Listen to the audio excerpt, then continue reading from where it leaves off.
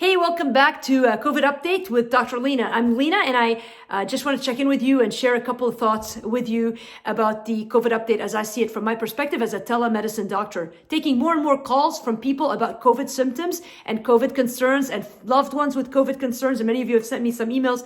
I want to just answer or address one small thing. You're going to hear this sentence more and more, and I want you to pay attention.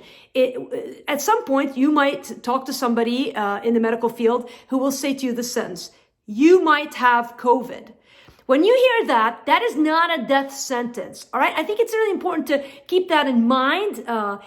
When you hear that sentence and it is not followed by, and you need to go to the ER right away, then you're in good shape.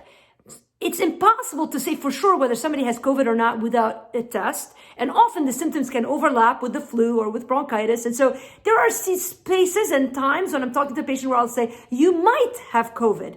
And all that really entails is now a discussion as to what that will look like if you have it. The quarantine precautions that you need to be taking, the things that you need to think about in terms of work and when to go back to work, the symptoms you need to watch out for in case you get worse, and who you can call in case you are a candidate for testing. So if you hear you might have COVID, that is not a death sentence. That is simply a statement of caution and a statement of putting your symptoms together and trying to come up with a plan that is safe and that is in your best interest. By the way, I don't know if you've noticed, but I'm in Chicago and it is snowing behind me. So if you think getting through COVID is hard enough, imagine getting through it in a snow in March in Chicago. So we're going to be able to do this. And here's why. I'm here to also encourage you spiritually. And Jeremiah 31 is what I want to leave you with today. There's a small verse at the beginning of Jeremiah 31 that says, the people who survived the sword found grace in the wilderness. I love that concept of grace in the wilderness. Hey, some of us, we're walking in a wilderness right now.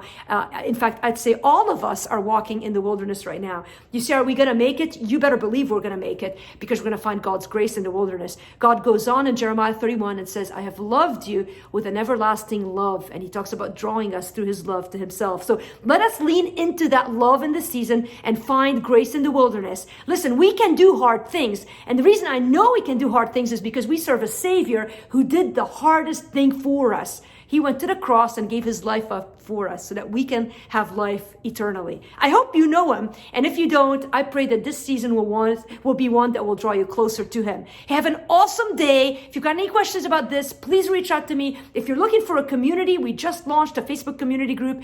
Go to livingwithpower.org. Click on the blue box that says join the community. We'd love for you to be a part of it. I teach the Bible there and I talk about Jesus, but I also encourage people to be strong, unshaken in faith during this season. And we talk about how to make it through a crisis. So we would love to have you. Have an awesome day, and I'll catch you again next time.